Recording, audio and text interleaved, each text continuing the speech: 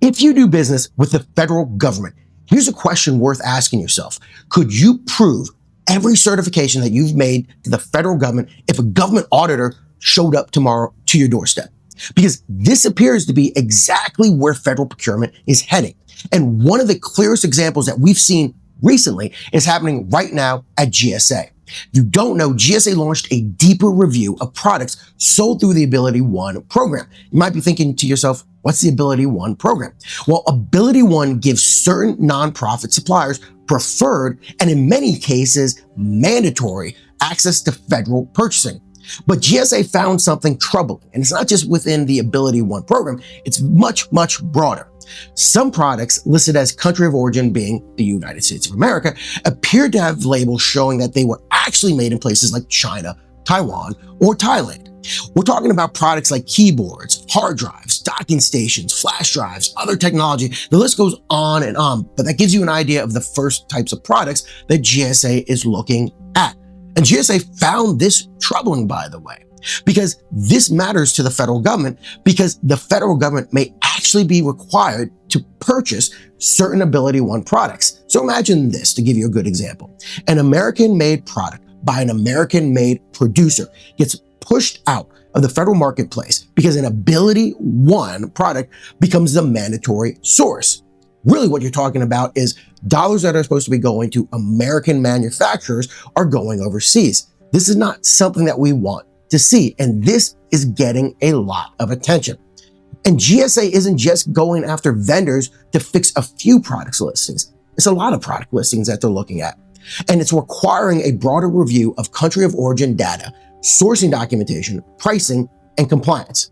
And this fits into a much larger trend. You may have forgotten, but remember this. The SBA conducted a sweeping review of companies participating in the 8A contracting program, asking firms to prove that they actually meet the requirements for preferential contracting.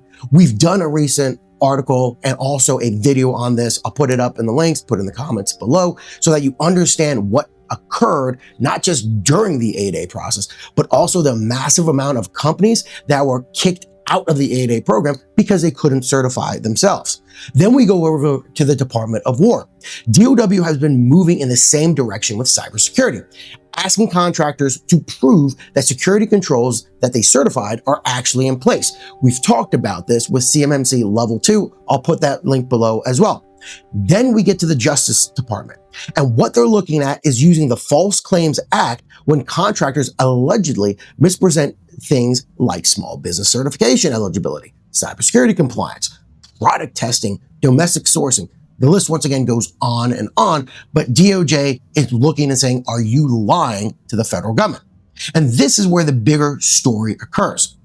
Federal contracting is moving from you certified it, so we accept it, to you certified it, now prove it.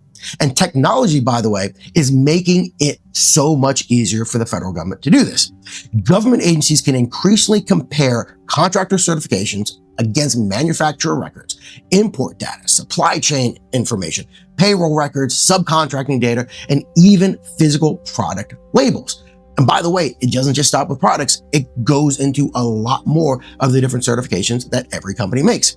And this changes dramatically the compliance landscape. So for government contractors, the question is no longer just, did we submit the right certification documentation? The better question that you need to be asking yourselves is, if GSA, SBA, DOW, an Inspector General, or a DOJ audit happened tomorrow, could we produce the evidence? Treat these claims as audit-ready data, not just paperwork. Have the proof, because eventually you probably will be audited at a certain point.